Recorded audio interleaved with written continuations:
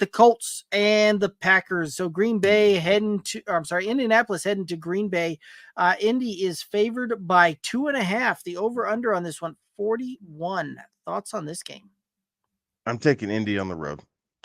Packers defense should fare pretty well here against the Colts overall, but I am not trusting a Malik Willis led team. I just do not think he's going to be able to distribute the ball accordingly, and the Colts will put enough pressure on him that it should be to their benefit. And yes, it's a different system, but the Colts have seen Malik Willis before being with him when he was with Tennessee. There we go. Let me word this correctly. When he was with Tennessee and starting for an injured Ryan Tannehill, the Colts have seen Malik Willis. So there's really no part of his game that I think the Colts are unprepared for.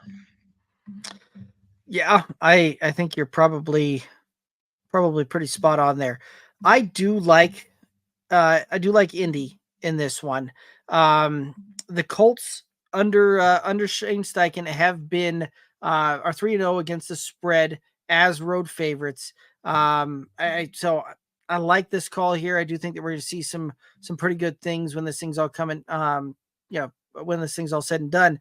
I do think that we're going to see an over come in. Just somehow I see this thing coming to pass where at 41 points, it's not going to surprise me if we look up at the end of this thing and this is a 24-21 type of deal. And so I think that this is a close game and maybe even comes down to field goal at the end to win it. But I do think that we just somehow see the over come into it.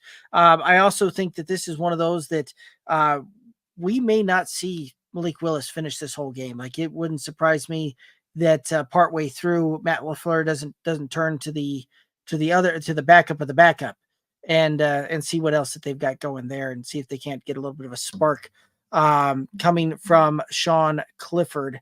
But this is a very interesting one, so to speak. One of the props that I really liked in this game was for Jaden Reed to go over his prop of 32.5 passing or 32.5 receiving yards. This is one that we've seen him go over that line 7 out of the last 10 games dating back to last season. And I think that we see that trend continue of over 32.5 receiving yards.